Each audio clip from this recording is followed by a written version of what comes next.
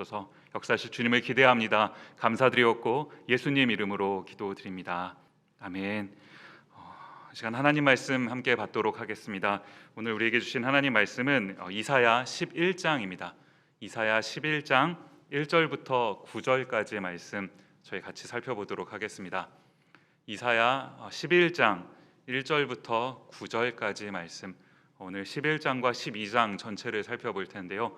읽기는 11장 1절부터 9절까지만 같이 읽도록 하겠습니다. 제가 하나님 말씀 받들어 읽도록 하겠습니다. 이새의 줄기에서 한 싹이 나며 그 뿌리에서 한 가지가 나서 결실할 것이요 여호와의 신 곧 지혜와 총명의 신이요 모략과 재능의 신이요 지식과 여호와를 경외하는 신이 그 위에 강림하시리니 그가 여호와를 경외함으로 즐거움을 삼을 것이며 그 눈에 보이는 대로 심판치 아니하며 귀에 들리는 대로 판단치 아니하며 공의로 빈핍한 자를 심판하며 정직으로 세상의 겸손한 자를 판단할 것이며 그 입에 막대기로 세상을 치며 입술에 기운으로 악인을 죽일 것이며 공의로 그 허리띠를 삼으며 성실로 몸의 띠를 삼으리라. 그때 이리가 어린 양과 함께 거하며 표범이 어린 염소와 함께 누우며 송아지와 어린 사자와 살찐 짐승이 함께 있어 어린 아이에게 끌리며 암소와 곰이 함께 먹으며 그것들의 새끼가 함께 엎드리며 사자가 소처럼 풀을 먹을 것이며 젖먹는 아기가 독사의 구멍에서 장난하며 젖된 어린 아기가 독사의 굴에 손을 넣을 것이라. 나의 거룩한 산 모든 곳에서 해됨도 없고 상함도 없을 것이니 이는 물이 바다를 덮음같이 여호와를 아는 지식이 세상에 충만할 것임이니라. 아멘. 하나님의 말씀입니다. 수요예배 참석하신 모든 분들 환영하고 축복합니다. 오늘은 그날에라는 제목 가지고 하나님 말씀 함께 살펴보도록 하겠습니다. 가끔 제가 이런 생각을 해볼 때가 있습니다. 코로나가 끝나면 어떻게 될까라는 이런 생각이요. 확실히 최근에는 그 예전에 비해서는 작년 한창 심했을 때에 비해서는 백신도 좀 맞았고요. 하다가 보니까 조금 더 자유로워진 것은 사실입니다. 수요예배도 예전보다 더 많은 분들 참석해 주셨는데요. 그러나 여전히 아직도 마스크 없이 어디를 가거나 하면은 마음이 조금 불편하고 그런 느낌이 여전한 것은 사실인 것 같습니다. 그러나 저희가 아직 코로나가 완전히 끝난 것은 아니어서 여전히 저희 마음 가운데 어떤 그런 불편함이 있기는 하지만, 그러나 저희 마음속에는 이 코로나가 완전히 끝나게 되는 그날에 대한 어떤 그 기대감이 있는 것 아니겠습니까?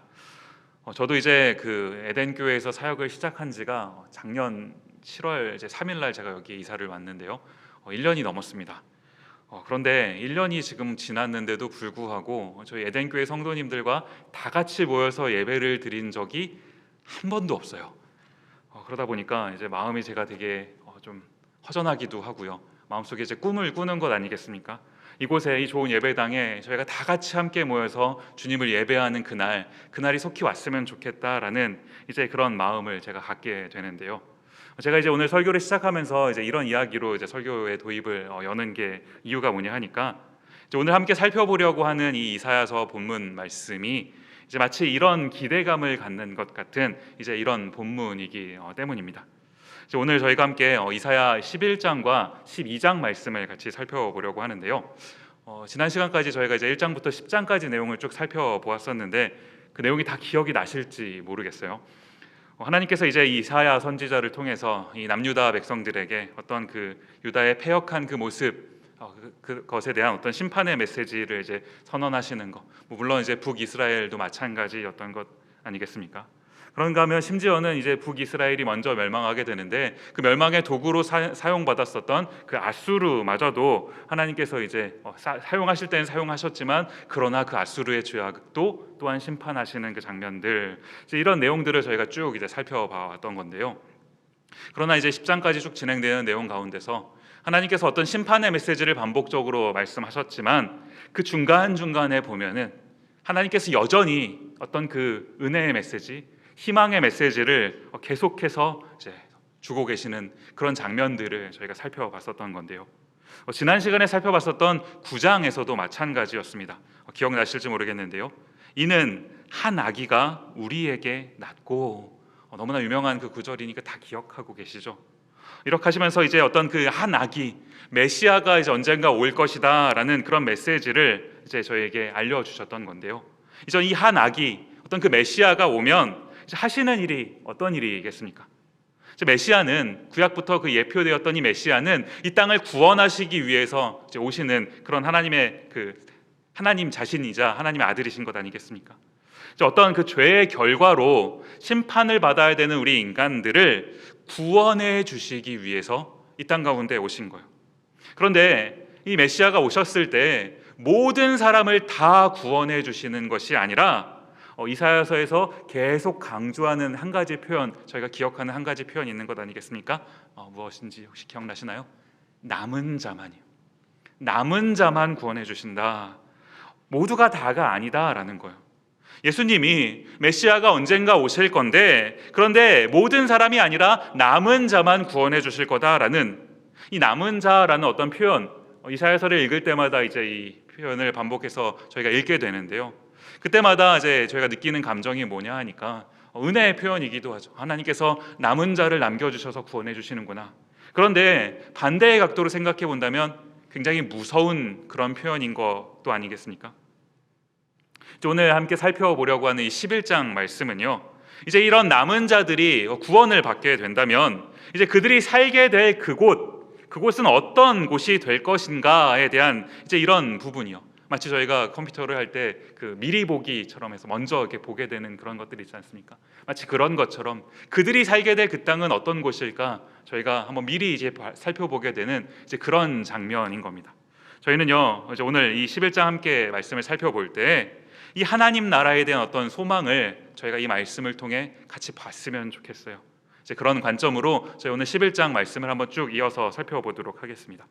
먼저 1절 말씀을 보시면요, 이사야 11장 1절입니다. 이새의 줄기에서 한 싹이 나며 그 뿌리에서 한 가지가 나서 결실할 것이요. 이제 11장을 시작하면서요, 한 가지 특별한 어떤 표현이 이제 언급이 되고 있습니다. 뭐냐 하니까 이새의 줄기라는 이런 이제 표현인데요. 이제 이 말은 쭉 한번 내려가셔서요, 10절에서 이제 이새의 뿌리라고 하는 이 표현하고 어떻게 보면 이제 같은 맥락 속에서 저희가 이것을 이해를 해보면 좋을 것 같습니다. 이새의 줄기, 또 이새의 뿌리. 이제 먼저 저희가 좀 살펴보고 싶은 거, 이 이새라고 하는 사람, 이 이새가 누구인지 기억나시나요? 이 이새가 누구입니까? 저희가 잘 알고 있는 것처럼 그 다윗 왕의 아버지가 이제 이 이새인 거죠. 그렇다고 한다면 다윗이잖아요. 이새의 다음은 다윗인데 상식적으로 지금 이 본문에서 모든 사람들의 어떤 이해를 돕기 위한다면 이새보다는 다윗이 훨씬 더 유명하고 영향력이 있는 그런 사람이니까 다윗의 줄기 이랬으면 훨씬 더 이해가 쉬웠을 텐데, 그런데 지금 왜 이 다윗이 아니라 이새라는 표현을 썼겠는가라는 이 부분을 저희가 좀 살펴보고 싶은 건데요. 이 다윗이라고 하는 사람은 이스라엘 백성들한테 있어서 정말로 절대적인 그런 영향력을 가지고 있는 사람인 것 아니겠습니까? 오죽하면 이제 그 메시아가 이제 오시는, 예수님이 오시는 그 족보를 기록했던 그 마태복음 1장에 가서 이렇게 보시면 그 마태복음 1장의 족보의 가장 처음 시작을 어떻게 기록하고 있습니까? 아브라함과 다윗의 자손 예수 그리스도의 세계라 하면서요. 예수님이 이제 어떤 족보를 통해서 오셨는지를 소개하는데 그 제목과 같은 1절에 딱 두 명이 소개되어 있습니다. 아브라함, 다윗. 이것만 봐도요, 아브라함, 다윗 이 둘을 같은 선상에 놓았다라는 것만 봐도 다윗이 얼마나 절대적인 사람인지를 이제 나타내는 그런 것 아니겠습니까? 그런데 오늘 본문에서는 이런 다윗이 아니라요, 오히려 다윗의 아버지 이새. 지금 이게 어떤 성경 저자의 이사야의 실수가 아니라요, 10절에 아까도요, 똑같이 이새의 뿌리라고 하면서 반복적으로 이새를 기록한 것은 어떤 의도가 있는 것 아니겠습니까? 왜 다윗이 아니라 이새를 언급했을까요? 존 칼빈이라고 하는 이제 종교개혁자죠. 너무나 유명하신 분인데 이 부분을 해석을 하시면서 이런 말씀을 하셨습니다.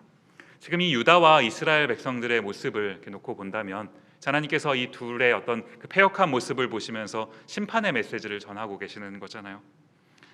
이 지금 이런 나라가 굳이 지금 이새라는 이름을 사용한 것을 통해서 본다면 너무 그 다윗의 어떤 것을 기억하기에는 이 두 나라의 모습이 너무나 초라해져 버린 거예요. 다윗 왕의 어떤 후손이다라고 기억하기에는 너무나 초라해져 버린 상태, 너무나 평범해진 그런 나라들.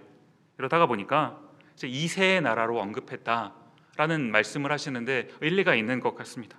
이 이새요, 사무엘이 이제 그 두 번째 왕 다윗을 기름 부으려고 찾아갔을 때 이새를 만났지 않습니까? 그때 이새가 이제 반응을 하죠. 어떻게 이런 곳에 오셨습니까? 어떻게 이런 곳에 오셨습니까? 이런 대답을 했었던 것만큼 뭐랄까 이렇게 유명하거나 그러지 않은 그냥 너무나 평범한 그런 집안이다라는 거죠. 지금 이스라엘의 어떤 모습, 유다의 어떤 모습을 이렇게 보고 있으면 다윗이 어떤 그 누렸었던 그런 어떤 영화의 모습과는 그런 모습은 이제 온데간데 없어져 버렸고요. 마치 어떤 그 나무, 장성했던 잘 자랐던 나무가 다 잘라져 버려 나간, 이 줄기가 잘라져 버린 그런 초라한 모습을 하고 있는 것 같은 지금 이런 모습이다라는 건데요.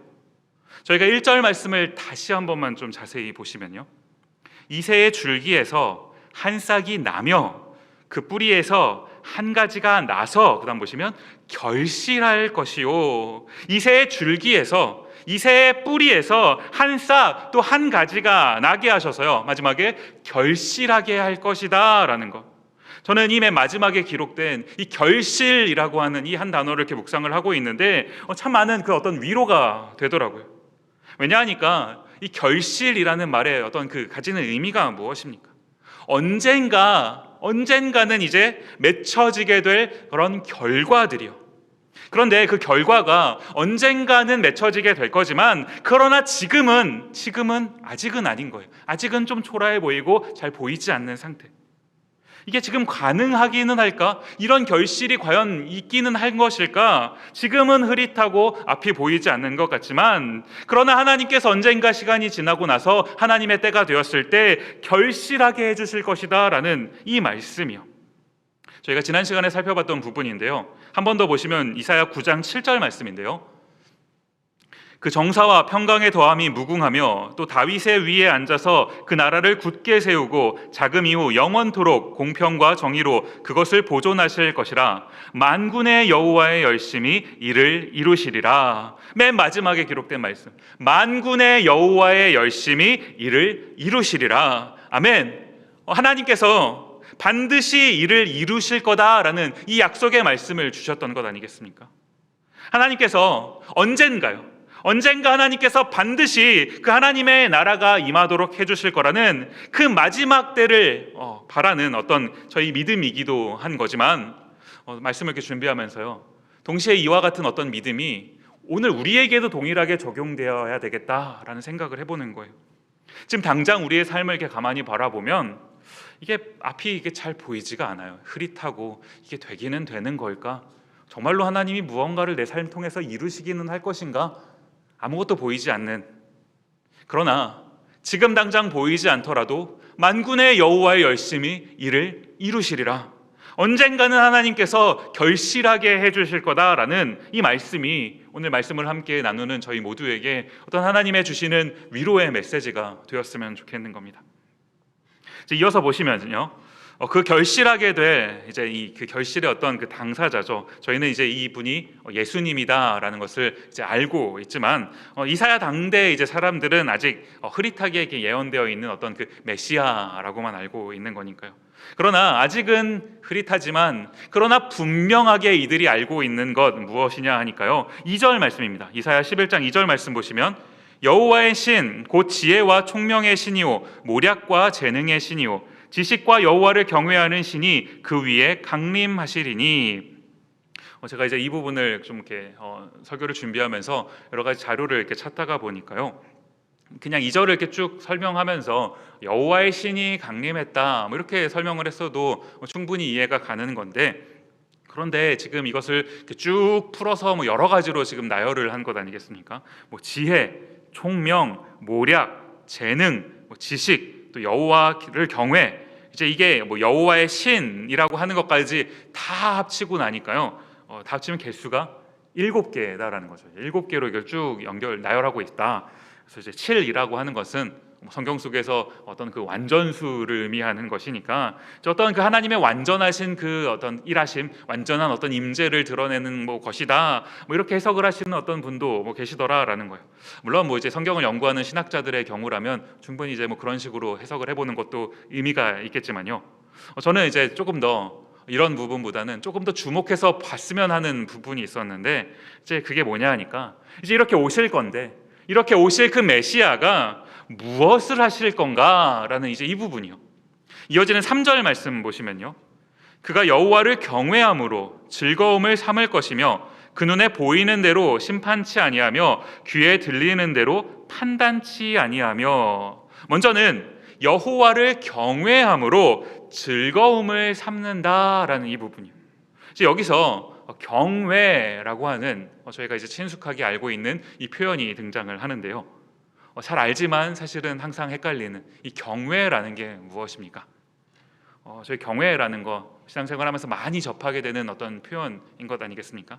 히브리어로는요, 경외라는 어떤 이름하고는 조금 좀 발음이 조금 이렇게 어울리지는 않아요.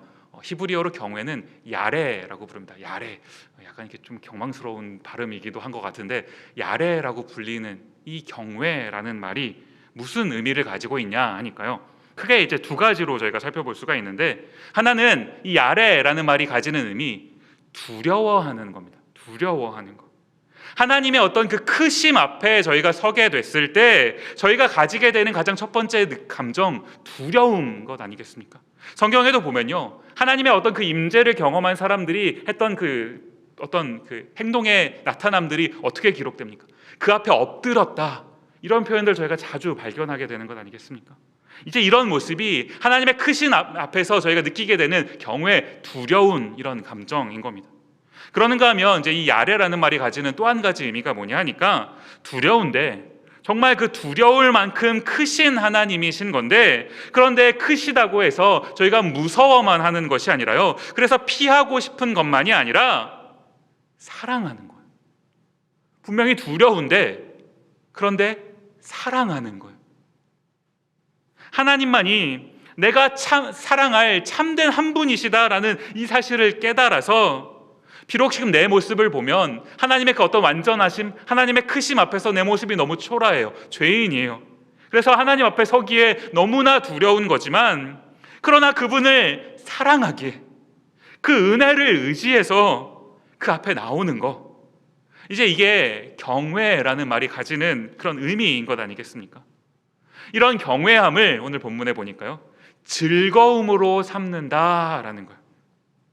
제가 말씀을 준비하면서 이제 이 부분을 한번 계속 생각을 해봤습니다. 우리가 정말 하나님을 경외하는 일, 이것을 즐거움으로 삼고 있는가라는 이 질문을 이렇게 던져보는 거예요. 마지막 때 하나님이 이제 저희를 다 하나님 나라에서 살게 하신다면, 그때 저희가 하게 될 일이 뭐가 있겠습니까? 다른 어떤 게 아니잖아요. 하나님을 영원토록 경외하는 그 일을 저희가 하는 것 아니겠습니까? 그런데 저희가 그 하나님을 경외하는 그 일을 즐거움으로 하고 있는가라는 거예요. 지금 오늘 살아가고 있는 우리 삶의 모습 가운데서 우리가 하나님을 경외하는 이 일이 즐거움이 아니라면요, 하기는 합니다. 하나님을 경외하고 하나님을 예배하는 그 일을 하기는 해요. 그러니까 지금 이런 수요 예배도 저희가 같이 참석해서 예배도 드리는 거고, 주일 예배도 가시고 큐티도 하시고 여러 가지 하시는 것 아니겠습니까? 신앙을 가졌으니까 하나님을 예배하는 일 해야 된다는 걸 알고 있기 때문에 어떻게 하기는 합니다. 그런데 우리가 하고 있는 그 하나님을 경외하는 그 일이 즐거움이 아니라면, 저희가 지금 이 11장을 통해서 살펴보고 있는 어떤 그 하나님이 회복하실 그 마지막 때를 기다리는 그런 사람의 모습으로 저희가 살아가고 있는 건지, 아니면 이사야서 전체를 통해서 하나님께서 반복해서 어떤 심판의 메시지를 던져주고 계시는 이 유다와 이스라엘 백성들의 그런 모습에 더 가까운 건지 한번 생각을 해봐야 되는, 점검을 해봐야 되는 그런 부분이 아닌가라는 생각이 드는 겁니다. 그러는가 하면요, 4절과 5절 말씀을 이어서 보시면, 공의로 빈핍한 자를 심판하며 정직으로 세상의 겸손한 자를 판단할 것이며 그 입에 막대기로 세상을 치며 입술의 기운으로 악인을 죽일 것이며 공의로 그 허리띠를 삼으며 성실로 몸의 띠를 삼으리라. 이제 그가 오시면 하나님을 경외하는 이 일을 이제 하실 뿐만 아니라 이제 또 뭡니까? 공의와 정직으로 이제 이 땅 가운데 살아가고 있는 어떤 그 빈핍한 자들, 가난한 자들을 의미하죠. 또 겸손한 자들을 이제 판단해 주신다라는 이런 것. 이게 지금 무슨 말이냐 하니까요. 하나님께서 이 성경 전체를 통해서 저에게 반복해서 강조하셨던 말씀 어떤 거였습니까? 이 세상에서 어떤 약하고 소외된 사람들, 힘없고 가난한 사람들, 이런 사람들을 섬기는 그 일이 우리 그리스도인들이 해야 할 일이다라는 것을 계속해서 강조하셨던 것 아닌가요? 예수님도 그런 사람들에게 찾아가셔서 그런 사람들을 위로해 주시고 함께 해주셨던 거잖아요. 그런데 이 세상을 살아가고 있는 이 세상의 어떤 그 가치라는 게 어떤 겁니까? 저희 지난 주일날 살펴봤었나요? 피라미드 다 기억나시죠? 그 피라미드에 더 위로 가고 싶은 거, 더 잘 살고 싶은 거, 나는 더 위로 가고 싶은 거. 그래서 더 약한 사람들한테는 관심을 쓰지 못하고 있는 이런 모습들이요. 지금 저희가 살아가고 있는 세상의 모습도 사실 이와 별다른 그런 게 없는 것 아니겠습니까? 메시아가 오시면, 구원자가 오시면 이와 같은 세상의 어떤 모습들을 치시겠다라는 거예요. 악한 사람들, 하나님의 뜻을 따라 살지 않았던 그런 사람들을 죽이신다라는 거. 이 땅 가운데 하나님의 공의가 무엇인지 그 기준을 명확하게 알려주시겠다라는 것 아닙니까? 하나님의 공의가 실현된 그 땅의 이제 모습이 어떠한지가 이제 이어지는 말씀 속에 이제 쭉 설명이 되는데요. 이제 이 말씀 읽다가 보면은 무슨 이렇게 동화 같기도 하고요. 근데 동화 같은데 한 번도 이렇게 실현된 본 적이 없는 그런 이야기들인 것 같아요. 어떤 내용이냐 하니까요. 6절부터 8절까지 말씀을 한번 쭉 보시면요. 그때 이리가 어린 양과 함께 거하며 표범이 어린 염소와 함께 누우며 송아지와 어린 사자와 살찐 짐승이 함께 있어 어린 아이에게 끌리며 암소와 곰이 함께 먹으며 그것들이 새끼가 함께 엎드리며 사자가 소처럼 풀을 먹을 것이며 젖먹는 아기가 독사의 구멍에서 장난하며 젖된 어린 아이가 독사의 굴에 손을 넣을 것이라. 이리가 어린 양과 함께 거한대요. 지금의 가치로 본다면 이 둘이 같이 있으면, 이리 어린 양, 이 두 마리가 같이 있으면요, 한 마리는 이제 잡혀 먹는 거, 보통 어린 양이 잡혀 먹겠죠. 잡혀 먹히겠죠. 이게 정상적인 것 아니겠습니까? 그런데 그 나라는, 하나님이 회복하실 그 나라는 이 둘이, 이리와 어린 양이 함께 거할 수 있는 그런 모습이다라는 거예요. 표범이 어린 염소와 함께 눕고 있다, 마찬가지 모습을 나타내는 것 아닙니까? 어린 사자와 살찐 짐승, 이걸 이렇게 묵상하는데요. 살찐 짐승, 얼마나 맛있는 그런 짐승이겠습니까? 그런데 어린 사자가 그런 살찐 짐승을 이렇게 보는데도 얘를 먹을 걸로 보는 것이 아니라 함께 지내는 존재로 생각한다라는 거예요. 더 재밌는 표현이 뭐냐 하니까 살찐 짐승, 어린 사자, 이 둘이 같이 있는 것도 이것도 웃기는 건데 이 둘 모두가 다 어린 아이한테 끌린다라는 거예요. 이 동물들이 무슨 장난감도 아니고요. 어린 아이가 얘네들을 어떻게 끌고 가겠습니까? 지금 말도 안 되는 어떤 장면들이 묘사가 되는 것 아니겠습니까? 그런데 이런 말도 안 되는 이런 일들이 일어난다라는 거예요. 사자가 소처럼 풀을 먹는데요. 사자는 육식동물 아니겠습니까? 소처럼 풀을 먹는데요. 가만히 이걸 생각을 해보면서요, 저희 이 인류의 그 처음 육식이 허용된 게 언제인지 다 기억하시는 것 아니겠습니까? 노아의 홍수가 이제 끝나고 나서부터, 그때부터 이제 하나님께서 육식을 허용해 주신 건데요. 이제 그 전에는, 게다가 이제 하나님께서 맨 처음 세상을 창조하셨을 때는 육식이 아니라요, 삼겹살이 아니라 그 동산에 있었던 모든 각종 나무의 실과가 이제 그들의 먹을 것이었던 거죠. 육식을 하지 않았었습니다. 사자가, 육식동물인 사자가 풀을 먹는다라는 거, 어떤 상징적인 그런 모습을 나타내는 게 아닌가 싶은 거예요. 타락하기 이전에 있었던 그 하나님께서 맨 처음 세상을 만드셨을 때 그 창조의 질서에 맞는 지금 그런 세계가 회복되고 있는 모습. 그런가 하면 아이가 어린아이가 독사굴에 손을 집어넣는데 물리지가 않는 거예요. 이런 모습들을 오늘 이사야가 이렇게 이제 표현을 하더라고요. 11장 9절 말씀을 보시면요, 나의 거룩한 산 모든 곳에서 해됨도 없고 상함도 없을 것이니 이는 물이 바다를 덮음같이 여호와를 아는 지식이 세상에 충만할 것임이니라. 전반부에 보시면요, 하나님의 산에서, 하나님의 거룩한 산에서는 어떻게 된다라는 겁니까? 해됨도 없고 상함도 없다라는 거예요. 인간이 죄를 짓고 나서 타락을 하게 되는데 그 타락의 어떤 결과가 무엇이었습니까? 관계의 끊어짐이 생긴 거죠. 먼저는 하나님과의 관계가 끊어진 것 아니겠습니까? 하나님과의 관계가 끊어지고 나니까요, 사람과의 관계도 끊어지고 났습니다. 나 말고 다른 사람도 하나님의 형상으로 지음받은 사람인데, 그런데 그 사람, 그 하나님의 형상을 가진 어떤 존재를 미워하게 돼요. 심지어 죽입니다. 이런 일들이 자연과의 관계의 깨어짐으로 계속 이어지는 것 아니겠습니까? 하나님께서 저희에게 자연을 잘 다스려라 라고 사명을 주신 건데, 잘 다스리는 게 아니라 그 자연을 착취하고 내 욕심을 채우려고 하는 일들, 어쩌면 지금 저희가 겪고 있는 이와 같은 어떤 자연재해들도 그런 연장선상에 있는 게 아닌가. 제가 아까 전에 이렇게 좀 자료를 찾아보고 기사를 보니까요, 지난 저희 폭염으로 한창 이제 저희 고생했었던 것 아니겠습니까? 며칠 안 됐었잖아요. 한 3일 정도 굉장히 이제 힘들었던 시간이었는데, 저희 이 포틀랜드에서만 100분이 넘게, 오레곤 지역에서만요 100분이 넘게 돌아가셨다라는 기사를 이렇게 봤어요. 단순히 더위 때문에. 이런 끔찍한 일들이 저희 주변에 일어나는 것들을 저희가 보는 거예요. 이런 일들이 어떤 그 자연과의 관계가 깨어진 그 결과로 인해서 저희가 되돌려 받고 있는 어떤 이런 부분들이 아닌가 생각을 해보게 되는 겁니다.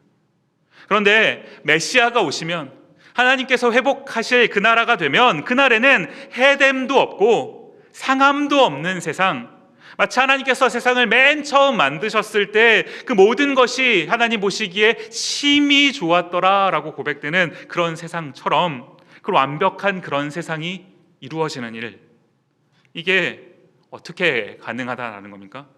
9절 말씀 후반부에 보시면요, 이는 물이 바다를 덮음같이 여호와를 아는 지식이 세상에 충만하기 때문이다 라는 거예요. 여호와를 아는 지식이 세상에 충만해지면 지금 세상에서 행해지고 있는 이런 어떤 그 타락한 질서와는 정반대의 질서, 완전히 새로운 그런 질서가 생기게 된다라는 거예요. 하나님을 아는 지식이 이 땅 가운데 충만해지면 이와 같은 이 세상에 이런 회복이 이루어진다라는 그런 말씀인 것 아니겠습니까? 이 일이 가능한 건요, 메시아가 오시면, 그분만이 우리가 하나님에 대한 어떤 참된 지식을 가질 수 있도록 해주시는 분이니까요. 10절 말씀을 이어서 보시면요, 이새의 뿌리, 그 1절에서 언급했었던 이새의 줄기하고 이제 맥을 같이 하는 이제 그런 말씀인 건데요, 이새의 뿌리라는 게 이제 무엇이겠습니까? 이새라고 하는 어떤 사람의 어떤 그 근본을 얘기하는 거죠.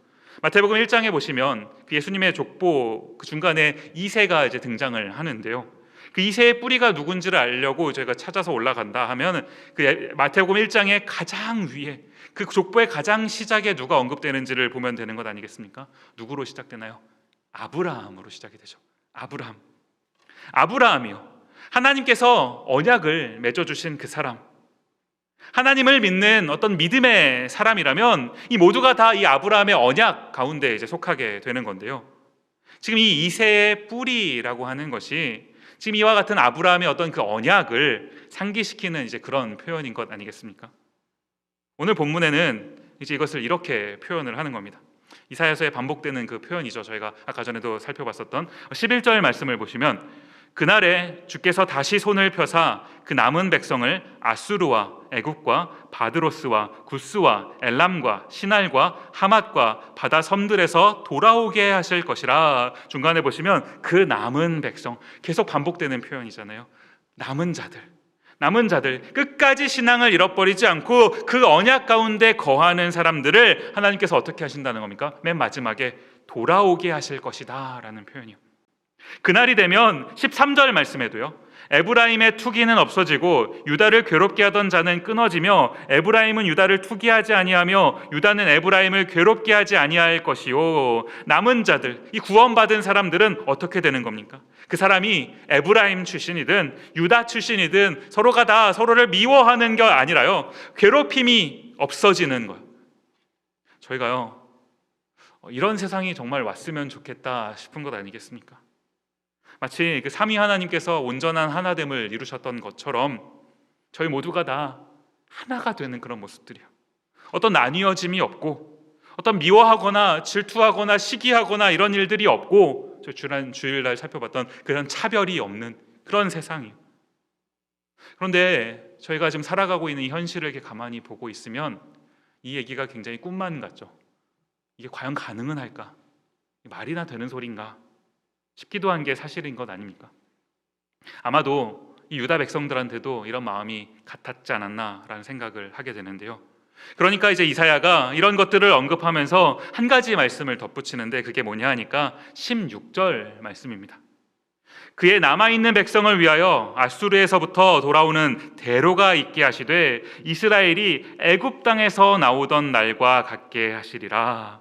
그 남아있는 백성들을 위하여 대로, 뭡니까? 큰 길이 있게 하시겠다라는 건데, 마치 이스라엘 백성들이 그 애굽이라고 하는 나라에서 나오던 그날과 같게요. 어떤 이미지가 떠오르십니까? 이스라엘 백성들이 이제 막 출애굽을 했습니다. 그런데 나오자마자 난관에 봉착을 한 거예요. 홍해가 이들을 가로막고 있었던 것 아니겠습니까? 앞에는 홍해가 있고 뒤에서는 애굽의 군대들이 쫓아오고요. 사방이 막혀서 어떻게 할지를 모르겠는 이제 그런 상황 가운데 하나님께서 이 이스라엘 백성들을 어떻게 인도하신 건가요? 영화 같은 그런 일이 발생한 것 아니겠습니까? 홍해가 갈라져 버렸습니다. 길이 막혔다라고 생각했던 바로 그곳에 길이 열려서요, 이스라엘 백성들 200만이나 되는 사람들이 대로 큰 길로 그 홍해를 건너게 되는 그런 일들. 조금 전까지는 막힌 길이었는데, 답이 안 보였는데, 그런데 하나님께서 역사하시면, 하나님께서 하시겠다 하면 그 답 없는 인생 가운데 답이 생기게 되는 거예요. 저희가 성경을 통해서 이와 같은 일들을 너무나 많이 접하게 되는 것 아닙니까? 마치 이런 것처럼 메시아가 오시면, 지금은 메시아가 오셨을 때 그런 어떤 일들이 잘 이해가 안 가요. 딴 나라 얘기 같습니다. 과연 그런 게 실제로 가능하기는 할까 싶은 일들. 그러나 그 일이 불가능한 게 아니라 가능하다라는 말씀이 곧 현실이 될 것이다 라는 이 이야기. 하나님은요, 저희가 오늘 11장을 통해서 이렇게 살펴본 이야기처럼 그날을 준비하고 계십니다. 그날을 이루실 겁니다. 이제 저희는 그 메시아가 실제로 구약에 예언되었던 그 메시아가 신약에서 이 땅 가운데 오신 그 사건을 저희가 성경을 통해서 같이 보고 믿게 된 것 아니겠습니까? 초림을 기대했던, 예수님의 그 처음 오심을 기대했던 사람들에게 실제로 예수님이 이 땅 가운데 처음 오셨던 것처럼 저희는요, 이제 예수님이 다시 오실 그날을 기다리는 겁니다. 이걸 이제 어떻게 기다려야 하는지 이제 이 부분만 살펴보고 오늘 말씀을 맺으려고 하는데요. 12장으로 넘어가셔서요, 12장을 살펴보시면 이 짧은 장입니다. 12장은 굉장히 짧은데 좋은 성경책을 가지고 계신 분들 보시면 12장의 그 위에 장 제목이 이렇게 달려 있죠. 뭐라고 되어 있습니까? 감사 찬송 이렇게 되어 있어요. 12장 1절 말씀에 보시면요, 그날에 내가 말하기를 여호와여 주께서 전에는 내게 노하셨사오나 이제는 그 노가 쉬었고 또 나를 아니하시오니 내가 주께 감사하겠나이다 할 것이니라. 우리가 할 일은요, 뭐라는 겁니까? 나는 구원을 받을 자격이 없는 사람인데 그런 나를 하나님께서 구원해 주신 거잖아요. 우리가 할 일은, 내가 할 일은 그 구원의 어떤 은혜에 대한 감사요. 내가 주께 감사하겠나이다. 어떻게 감사합니까? 감사를 해야 되는데요, 두 가지로 이것을 이렇게 함께 나눠서 살펴보면요, 먼저는 2절 말씀입니다. 보라, 하나님은 나의 구원이시라. 내가 의뢰하고 두려움이 없으리니 주 여호와는 나의 힘이시며 나의 노래시며 나의 구원이심이라. 반복되는 표현 무엇입니까? 나의 구원, 나의 힘, 나의 노래, 나의 구원. 나에게 베풀어 주신 어떤 그 구원이요, 그 은혜에 대한 개인적인 어떤 감사의 고백인 겁니다. 그러는가 하면 3절부터 뒤로 쭉 이어지는 내용들은요, 저희가 읽지는 않겠지만 중간중간 한번 보시면 어떻게 되어 있습니까? 너희 중에 무슨 말입니까? 아까 이 2절의 말씀과는 좀 반대적인 것 아니겠습니까? 내가 아니라 너희, 공동체적으로 우리 모두가 함께 고백해야 되는 어떤 감사의 모습이요. 저희에겐 이 두 가지의 어떤 실천이 모두 필요한 것 아니겠습니까? 개인적으로도요, 나를 구원하실 하나님, 나를 끝까지 인도하실 하나님, 그 하나님에 대한 그 개인적인 감사의 고백이 나오는 일, 어떤 자리에 있든지 내가 개인적으로 그 하나님을 찾고 하나님 앞에 나아가는 일, 굉장히 중요한 일인 겁니다. 그러는가 하면요, 개인적으로뿐만 아니라 공동체적으로요. 나는 내가 개인적으로 하고 있으니까, 나는 기도도 하고 말씀도 보고 예배도 드리고 다 하고 있으니까 나는 괜찮다가 아니다라는 겁니다. 공동체적으로 우리가 함께 주 여호와를 예배하는 이 일, 이게 너무나 중요한 일이다라고 가르쳐 주시는 것 아닌가요? 이제 오늘 저희가 예배를 다 마치고 흩어지게 되면 이번 주는요, 내일 모레 저희가 한 번 더 모여서 예배를 드리는 것 아니겠습니까? 이제 7월 금요 기도회로 저희가 모여서 이제 예배를 또 드리게 되는데요, 함께 모여서요, 찬양도 하고요, 말씀도 나누고요. 그러는가 하면 요즘에는 이제 금요일마다 좀 기도의 시간을 좀 오랜 시간 가지려고 하고 있습니다. 개인적으로 아무것도 하지 않고요, 심지어 저희 악기팀도 반주하지 말라고 제가 부탁을 드렸어요. 함께 기도하는 시간을 가집시다.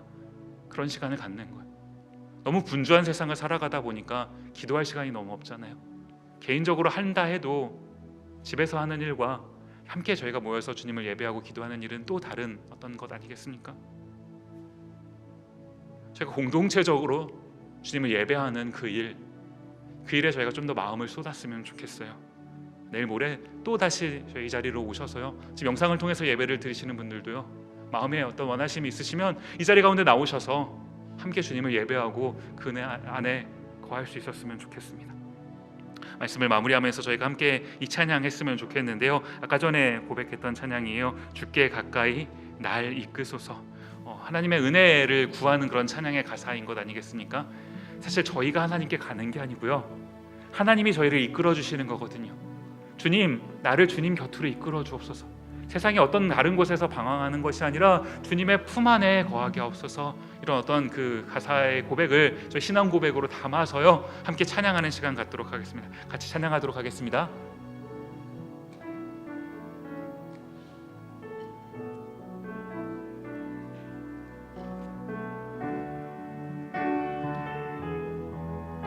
함께 고백하며 찬양합니다. 주께 가까이, 주께 가까이 날 이끄소서. 저리 주님만을 원합니다. 채워주소서. 주의 사랑에 진정한 찬양들이 수요. 처음부터 한 번 더 고백합니다. 주께 가까이, 주께 날 이끄소서. 날이 간절히 주님만을 원합니다. 간절히 주님만을 원합니다. 채워주소서. 주의 사랑을, 주의 진정한 찬양 드릴 수 있도록, 진정한 찬양 드릴 수 있도록 우리 함께 고백합시다. 목마른 나의 영혼, 목마른 나의 영혼, 주를 부르. 나의 맘 만져주소서. 나의 맘 만져주소서. 주님만을 원합니다. 더 원합니다. 더 원합니다. 나의 맘 만져주소서. 나의 맘. 우리 처음부터 한 번 더 고백하며 찬양합니다. 주께 가까이 날 이끄소서.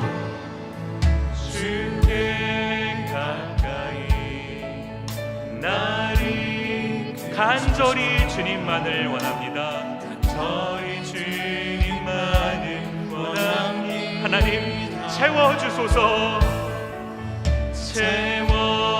다른 어떤 게 아니라 주의 사랑을 진정한 찬양 드릴 수 있도록 진정한 찬양 드리 마음을 다해 고백하며 찬양합니다. 목마른 나의 영혼 목마른 나 주를 부르니 주를 부르니 나의 맘 만져주소서 나의 맘 만져주소서 주님만을 원합니다. 주님만을 더 원합니다. 나의 맘 만져주소서 나의 맘 우리 한 번 더 고백하시면서 목마른 나의 영혼 목마른 나의 영혼 주를 부르니 주를 부르니 나의 맘 만져주소서 나의 맘 만져주소서 주님만을 원합니다. 주님만을 더 원합니다. 더 나의 맘 만져주소서 나의 맘 만져주소서. 안주를 들으시면서 잠시 눈을 감고 기도하는 시간 가졌으면 좋겠습니다. 오늘 이사야 11장 말씀을 이렇게 살펴보면 하나님께서 우리에게 약속해 주실 허락해 주실 어떤 그 마지막 때의 모습을 저희가 이렇게 보게 되는 것 아니겠습니까? 하나님이 저희를 참 많이 사랑하시는 거거든요. 저희가 무엇이라고 그런 세상을 저희를 위해서 예비해 놓으시겠습니까? 하나님의 어떤 사랑의 마음이 담겨져 있는 그런 메시지인 것 아니겠습니까? 그런데 저희는 하나님의 사랑을 보면서도 하나님의 사랑을 알면서도 오늘 또 들으면서도 그러나 여전히 내가 원하는 대로 살고 싶어하는 이 모습들, 이게 저희가 가지고 있는 어떤 그 죄성의 모습이 아닌가 싶은데요. 시간 함께 같이 기도했으면 좋겠는 것은 하나님, 오늘 이 밤에 내가 하나님께 다시 한번 기도하기는 주님 나를 이끌어 주시옵소서. 내가 하나님을 선택한다라고 하기에는 하나님, 저는 하나님을 선택할 그런 자격조차 없는 사람입니다. 하나님, 그런 능력조차 없는 사람입니다. 주께서 나를 선택해 주셔서 나를 이끌어 주옵소서. 주님의 품으로 나를 인도하여 주셔서 내가 주님의 품 안에 거하게 없소서. 아버지 하나님, 이 세상 가운데서 다른 어떤 것에 휘둘려 살아가는 것이 아니라 주님 약속하신 그 나라를 바라보며 살아가는 주님의 백성 되게 하여 주시옵소서. 아버지 하나님, 나를 인도하여 주시옵소서. 우리 이 기도 제목을 가지고 한번 같이 기도하는 시간 가졌으면 좋겠습니다. 함께 같이 기도하시겠습니다. 고마우신 아버지 하나님, 시간 간절히 기도하옵기는 아버지 하나님, 오늘 이 밤에 함께 주님을 예배하는 자들에게 주님 나타나 주시고 역사하여 주셔서 아버지 하나님, 우리가 하나님의 나라를 우리에게 허락해 주실 예비해 놓으실 하나님의 나라를 바라볼 수 있는 그런 사람들 되게 하여 주시옵소서. 아버지 하나님, 우리의 죄성은 아버지의 그 은혜를 알면서도 오늘 또 아버지 하나님의 그 말씀을 들으면서도 그러나 여전히 나의 어떠한 것을 찾고 싶어하는 그런 마음들이 가득한 것, 이것이 우리가 처해 있는 상황이 아닌가 생각해 봅니다. 아버지 하나님, 우리의 죄악의 모습이 얼마나 큰지를 다시 한번 보는 것 같습니다. 그러나 아버지 하나님, 우리가 그런 것들을 보는 것이 아니라 세상의 어떤 것들에 휘둘려 살아가는 것이 아니라 아버지를 바라볼 수 있는 그런 사람들 되게 하여 주시옵소서. 우리를 인도하여 주시옵소서. 주님의 품으로 우리를 이끌어 주시옵고 주님의 품 안에 거할 수 있도록 아버지 하나님, 나를 인도하여 주시옵소서. 주님의 품 안에서 아버지 하나님, 참된 안식과 은혜를 경험할 수 있는 저희가 될 수 있도록 주의 은혜를 베풀어 주시고 도와여 주시옵소서. 한 번만 더 같이 기도했으면 좋겠는데요. 저희 수요일마다는 매주 수요일마다는 그 선교사님들을 위해서 같이 기도하는 시간을 가졌으면 좋겠어요. 모두가 다 주님의 사람으로 그리스도인으로 살아가는 거지만 특별히 복음을 들고 그 일선에서 사역하고 계시는 선교사님들은 저의 기도가 너무나 많이 필요한 그런 분들인 것 아니겠습니까? 저희가 그분들을 기억하며 함께 기도했으면 좋겠습니다.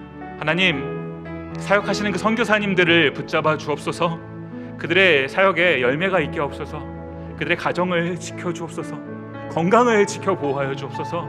하나님, 그 땅끝까지 주님을 전하라 하는 그 사명 들고 가시는 그분들에게 아버지 하나님 은혜를 더하여 주옵소서. 하나님, 그들의 사역을 통해서 복음이 전해지게 하시고 주님을 알지 못했던 영혼들이 주님께로 돌아오는 이 놀라운 역사가 일어나게 하여 주시옵소서. 우리 각 구역에서 섬기고 계시는, 서포트하고 계시는, 또 교회가 파송해서 함께 사역하고 계시는 모든 선교사님들, 또 개인적으로 알고 계시는 그 선교사님들의 어떤 이름을 불러가면서 잠시 같이 기도하는 시간 가졌으면 좋겠습니다. 함께 기도하시도록 하겠습니다. 고마우신 아버지 하나님, 이 시간 세계 열방 가운데서 사역하시는 선교사님들을 위해서 기도합니다.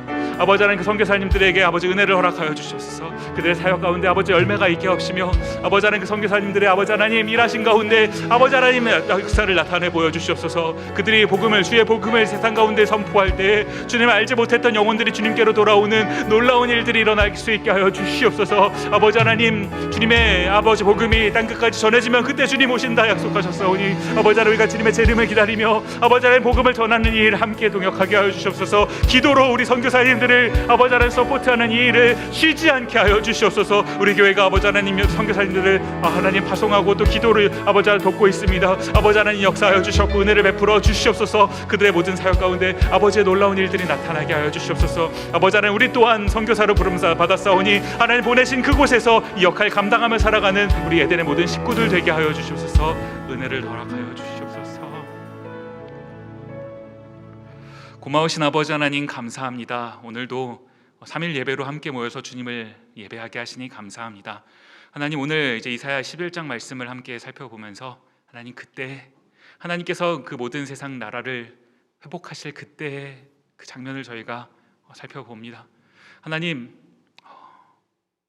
참 지금의 어떤 그 세상의 가치와는 정반대의 가치가 일어나는 하나님 나라를 저희가 꿈꾸면서 하나님, 이 세상이 전부가 아닌 것을 기억하고 살아갈 수 있게 하옵소서. 하나님, 이 세상에서 저희를 유혹하고 저희를 미혹하는 어떤 것들에게 하나님, 저희가 휘둘려서 그 하나님 나라를 잊고 살아가는 것이 아니라 하나님, 세상이 어떠한 모습으로 저희에게 다가올지라도 하나님 나라를 바라보며 살아갈 수 있는 그것만이 저희의 믿음이고 소망이 되는 그런 삶 살아가는 저희 되게 하여 주시옵소서. 세상 가운데 속해 있지만 세상 가운데서 구별되어 살아가는 그런 주님의 사람들 되기를 원합니다. 하나님, 그런가 하면 저희가 이 마지막 때에 어떤 하나님 나라의 믿음을, 소망을 가진 사람들이 오니 세상 가운데서 이 메시지를 전하며 살아가는 사람들 되게 하여 주시옵소서. 하나님, 하나님을 꿈꾸는 사람들, 하나님의 사람들은 다른 삶을 살아가는 것이구나 라는 것을 하나님, 저희를 경험하는 많은 사람들이 깨달을 수 있도록 저희가 그렇게 살아가게 하여 주시옵소서. 하나님, 저희가 하나님에 대한 어떤 감사의 고백을 하기 원합니다. 개인적으로도 하나님, 그런 시간을 갖기를 원하고, 그러는가 하면 공동체적으로 함께 나와 주님을 예배하는 그날이 또 있기를 원합니다. 아버지 하나님, 저희가 함께 모여 주님을 예배하는 이 일에 저희의 마음을 쏟을 수 있도록 하나님, 저희 에덴 가족들 각 사람의 심령을 주님께서 주관하여 주시옵소서. 주께서 은혜 허락해 주시기를 원합니다. 감사드리옵고 예수님 이름으로 기도드립니다. 아멘. 다 같이 주기도문 하시겠습니다. 하늘에 계신 우리 아버지여, 이름이 거룩히 여김을 받으시오며 나라의 임하옵시며 뜻이 하늘에서 이룬 것 같이 땅에서도 이루어지이다. 오늘날 우리에게 일용할 양식을 주옵시고 우리가 우리에게 죄 지은 자를 사하여 준 것 같이 우리 죄를 사하여 주옵시고 우리를 시험에 들게 하지 마옵시고 다만 악에서 구하옵소서. 대개 나라와 권세와 영광이 아버지께 영원히 있사옵나이다. 아멘.